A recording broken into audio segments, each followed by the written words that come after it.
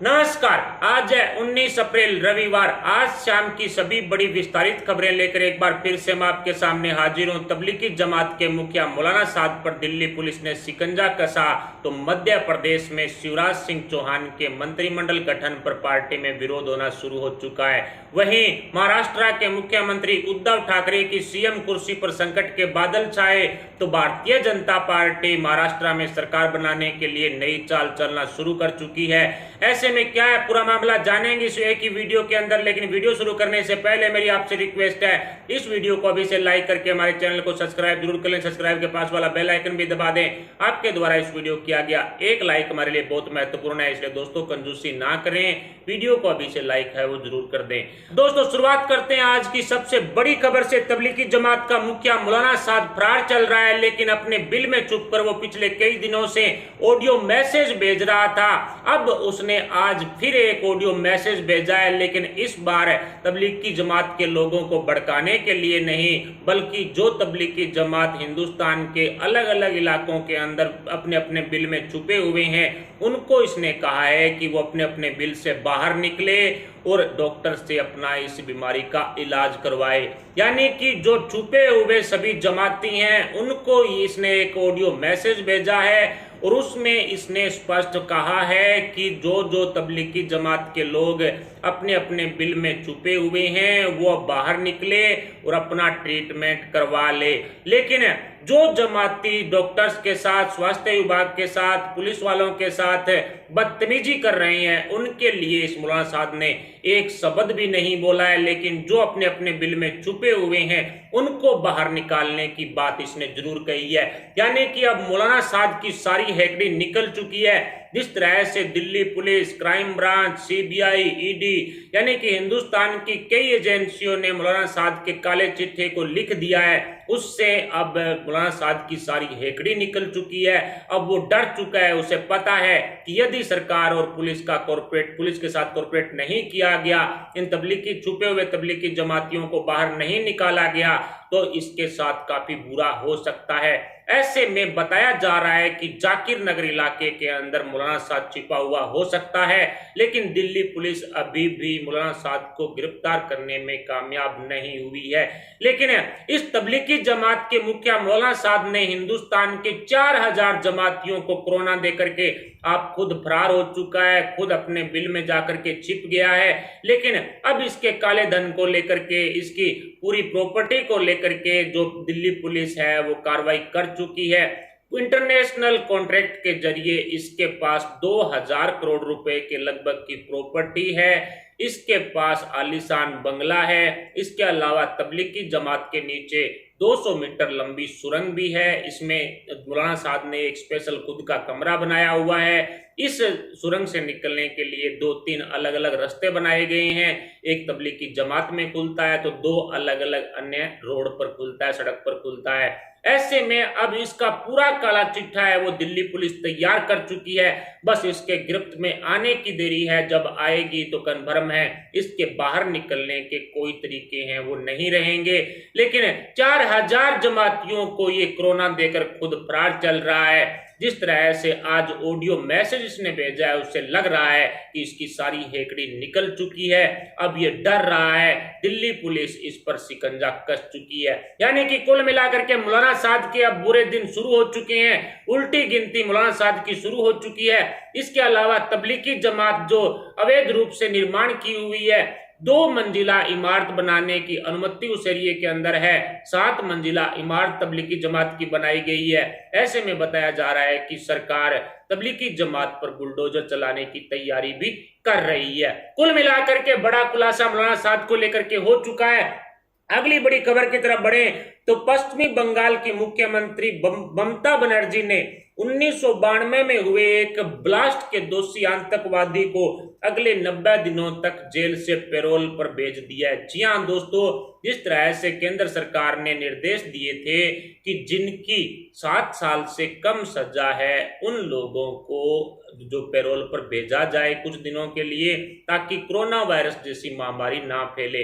लेकिन ममता बनर्जी ने राजनीति को अंदाज देते हुए, राजनीति करते हुए, जिस तरह से 2021 के अंदर जो पश्चिमी बंगाल के अंदर चुनाव है, ऐसे में ममता बनर्जी ने इन जिहादियों के साथ गुडविल करने के लिए अब इस 1992 के ब्लास्ट के दोषी एक आतंकवादी को पैरोल पर भेज दिया है, उसे घर पर भेज दिया है। अगले 90 दिनों तक वो घर पर रहेगा, यानी कि जो जिहादी हैं उनको छूट मिल रही है और अन्य किसी अपराध के अंदर आए हुए हैं वो आज भी वहां मौजूद है जेल में। ऐसे में ममता बनर्जी ने इन जिहादियों के साथ गुडविल बढ़ाने के लिए चुनावों में ये काम आएंगे, इसलिए इन जो राजनीति करना ममता बनर्जी ने शुरू कर दिया है। और इसके साथ साथ पश्चिमी बंगाल में कई मस्जिदों में इसने फुल छूट भी मुसलमानों को दे रखी है नमाज पढ़ने के लिए, जबकि लॉकडाउन के नियमों का उल्लंघन होता हुआ नजर आ रहा है। पश्चिमी बंगाल में कोरोना वायरस महामारी के जो आंकड़े हैं वो भी ममता बनर्जी छुपाने की कोशिश कर रही है।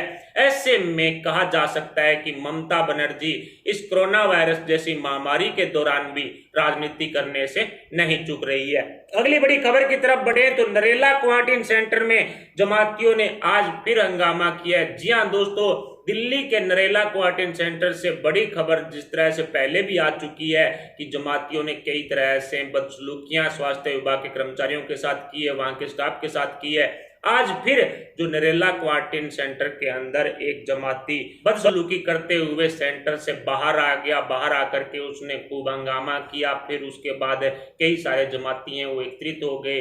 इस तरह से स्वास्थ्य विभाग के कर्मचारियों के साथ बदसलूकी करने का काम ये जमाती हैं वो कर रहे हैं। अगली बड़ी खबर की तरफ बढ़े तो गृह मंत्रालय द्वारा राज्य सरकारों को मजदूरों की घर वापसी के लिए निर्देश दिए हैं, लेकिन इसके लिए कई तरह की शर्त है। जैसे पहली शर्त सबसे पहले ध्यान से सुन लीजिएगा, एक राज्य से दूसरे राज्य के मजदूर नहीं जा सकेंगे, सिर्फ एक राज्य में एक जिले से दूसरे जिले में ही मजदूर जाएंगे। लेकिन उससे पहले राज्य सरकारें उन फंसे हुए मजदूरों को, सिर्फ फंसे हुए मजदूरों को चिन्हित करेगी, उस क्षेत्र को देखेगी, उस जिले को देखेगी कि वहां पर किसी तरह के कोरोना वायरस के मरीज तो नहीं है, दूसरी तरफ कोई कोरोना वायरस का हॉटस्पॉट नहीं है, यानी कि पूरी जांच करने के बाद और उस मजदूर की भी जांच करने के बाद कि वो पॉजिटिव है या इससे कोई संक्रमित है या नहीं है, उसके बाद ही जो मजदूर को अपने जिले से उस जिले से अपने दूसरे जिले में जाने की अनुमति है वो राज्य सरकारें दे सकती है।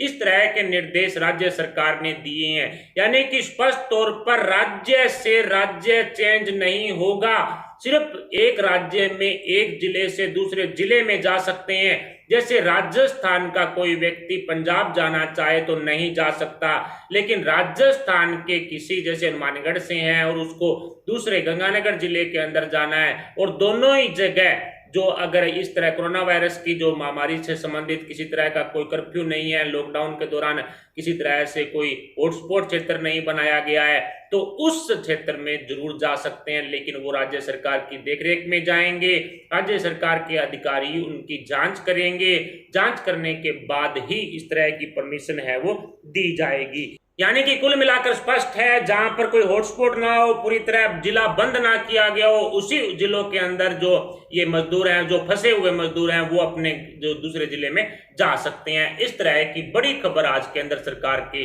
गृह मंत्रालय द्वारा निकल चुकी है। लेकिन इस बात का फिर मैं याद दिला देता हूं, सिर्फ एक राज्य में एक जिले से दूसरे जिले में जा सकते हैं, एक राज्य से दूसरे राज्य में जाने की कोई अनुमति नहीं मिलेगी। अगली बड़ी खबर की तरफ बढ़े तो कांग्रेस की अंतरिम राष्ट्रीय अध्यक्ष सोनिया गांधी की विधायक मोदी की तारीफ करने वाले गरीबों को राशन नहीं दे रहे हैं। जी हां दोस्तों, इस तरह की आज बड़ी घटना, एक तरह से कहा जा सकता है कि कांग्रेस की बद्दी राजनीति का सबूत देखने को मिला है। राजस्थान की गहलोत सरकार के एक विधायक हैं बेंगू चित्तौड़गढ़ से, बेंगू विधानसभा के अंदर जो चित्तौड़गढ़ से राजेंद्र सिंह विधूड़ी, उन्होंने जब राशन बांटते हुए पूछा कि अशोक गहलोत और मोदी में कौन अच्छा लग रहा है, तो एक महिला ने बोल दिया हमें तो मोदी अच्छा लगता है। तभी तुरंत प्रभाव से उस विधायक ने उस महिला को बोल दिया कि आप ये राशन छोड़िए और अपने घर जाइए, यानी कि राशन नहीं मिल रहा है उसको, जो मोदी की तारीफ कर रहे हैं, यानी कि आप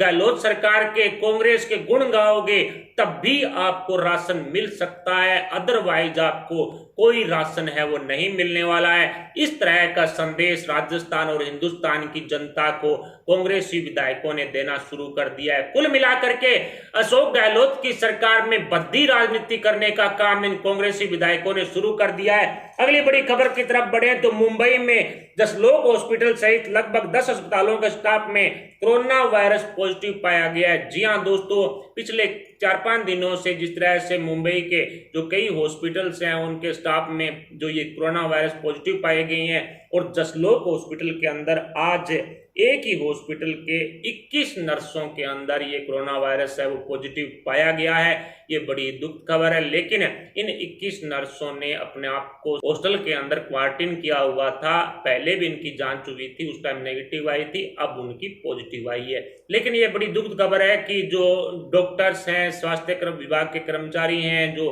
हॉस्पिटल का स्टाफ है, इनमें कोरोना वायरस का पाया जाना एक बड़ी दुख खबर है। अगली बड़ी खबर की तरफ बढ़े तो मध्य प्रदेश की शिवराज सरकार के मंत्रिमंडल विस्तार के लिए राजभवन में तैयारियां तो चल रही है, लेकिन आज अंतिम बात मंत्रिमंडल गठन को लेकर के नहीं हुई है। जी हां दोस्तों, आज फिर एक दिन टल चुका है और बताया जा रहा है कि सिंधिया समर्थक विधायकों को मंत्रिमंडल में शामिल करने को लेकर के अंतिम सहमति अभी तक नहीं हुई है। पहले बात ये चल रही थी कि आज 19 अप्रैल को शाम तक लगभग है वो मंत्रिमंडल गठन किया जाएगा, छोटा मंत्रिमंडल है वो जरूर गठन किया जाएगा। और ऐसे में सिंधिया ने 10 जो अपने विधायकों को मंत्रिमंडल में शामिल करने की मांग शिवराज सरकार से रखी है, लेकिन इस पर अभी तक अंतिम सहमति नहीं हुई है, जिसकी वजह से शिवराज सरकार के मंत्रिमंडल गठन के लिए एक दिन और टल गया है। हो सकता है कल या फिर परसों, यानी कि 1-2 दिन के अंदर निश्चित है मंत्रिमंडल का विस्तार होगा, मंत्रिमंडल का गठन होगा। और इस बार एक खबर ये भी आ रही है कि मध्य प्रदेश शिवराज सिंह सरकार सब पूरा का पूरा मंत्रिमंडल एक ही साथ गठन करेगी, क्योंकि आगे जो बागी हुए हैं विधायक उनको चुनाव भी लड़ना है। ऐसे में सिंधिया जी ने 10 अपने विधायकों को मंत्रिमंडल में शामिल करने की बात कह दी है, तो 10 जब सिंधिया जी के होंगे तो 15 बीजेपी के भी होंगे। ऐसे में फिर 10 मंत्री पीछे बचे तो उनके लिए क्यों जिस तरह से मनाई की जाए, तो इसलिए पूरा मंत्रिमंडल है वो मध्य प्रदेश में गठित होगा। लेकिन आज कल के अंदर यानी 1-2 दिन के अंदर निश्चित है कि इस तरह से राजभवन में तैयारियां चल रही है, उससे लग रहा है कि मंत्रिमंडल को लेकर के अंतिम सहमति है वो शिवराज सिंह सरकार में हो जाएगी और 1-2 दिन के अंदर ये सभी के सभी मंत्री हैं वो शपथ ग्रहण ले सकते हैं। जिस तरह से लॉकडाउन के कारण मंत्रिमंडल का विस्तार नहीं किया गया था, लेकिन 1 महीने के लगभग समय हो चुका है। 23 मार्च को जो शिवराज सिंह ने सीएम पद की शपथ ग्रहण की थी, ऐसे में 28 दिन के लगभग हो चुके हैं।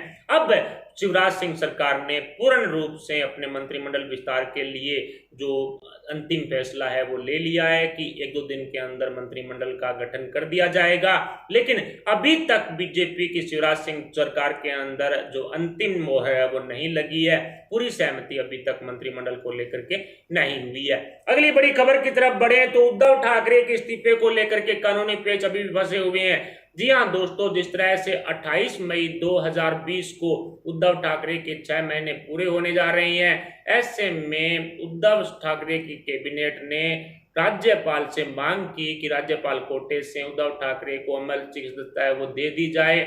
लेकिन इस प्रस्ताव को भेजे हुए 10 दिन हो गए हैं, अभी तक जो राज्यपाल भगत सिंह कोश्यारी है उन्होंने अपना अंतिम फैसला नहीं सुनाया है। उद्धव ठाकरे को सदस्यता देने के मामले में जो अपना अंतिम फैसला अभी तक राज्यपाल भगत सिंह कोश्यारी ने सुरक्षित रखा हुआ है, लेकिन बताया जा रहा है, कयास लगाए जा रहे हैं राजनीतिक ज्ञाताओं द्वारा कि यदि एमएलसी की सदस्यता उद्धव ठाकरे को नहीं मिलती है तो उद्धव ठाकरे को अपने पद से इस्तीफा देना पड़ेगा, उसके बाद दोबारा शपथ ग्रहण करना पड़ेगा। और यदि उद्धव ठाकरे अपने पद से इस्तीफा देते हैं तो उसके बाद राज्यपाल के हाथ में होगा कि उद्धव ठाकरे और उनकी कैबिनेट को दोबारा कब शपथ ग्रहण करवाया जाए।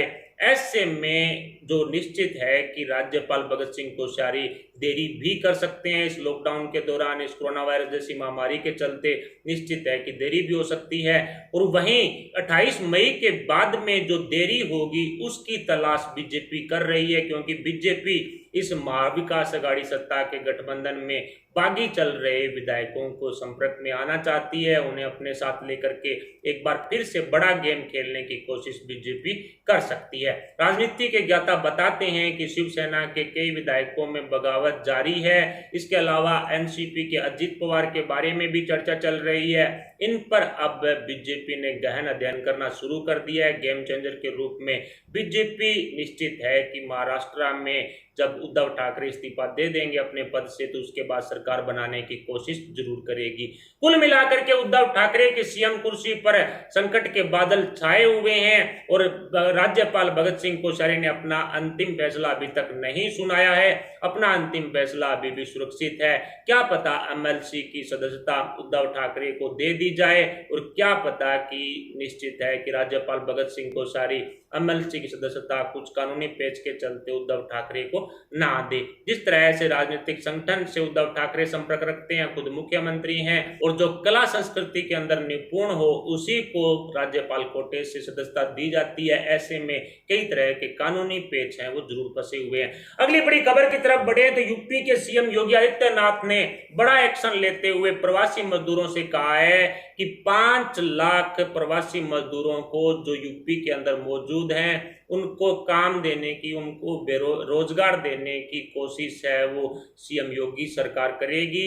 यानी कि यूपी के सीएम योगी आदित्यनाथ ने प्रवासी मजदूरों को देखते हुए, उनकी परेशानियों को देखते हुए, उनके घर वापसी लौटने को देखते हुए, जिस तरह से प्रवासी मजदूर फंसे हुए हैं उसको देखते हुए यूपी के सीएम योगी आदित्यनाथ ने बड़ा ऐलान किया है कि 5 लाख मजदूरों को, प्रवासी मजदूरों को रोजगार देने की कोशिश है वो यूपी सरकार करेगी। फिलहाल इन सभी खबरों पर आपके क्या विचार, आप अपने विचार में कमेंट बॉक्स में बता सकते हैं। क्या उद्धव ठाकरे की सीएम कुर्सी का फायदा बीजेपी उठा सकती है? इस पर आपके विचार क्या है, आप अपने विचार में कमेंट बॉक्स में बताएं। साथ ही वीडियो को लाइक जरूर कर दीजिएगा। अभी के लिए इतना, मिलते हैं अगले वीडियो के लिए अपडेट के साथ। तब तक के लिए जय हिंद, जय भारत।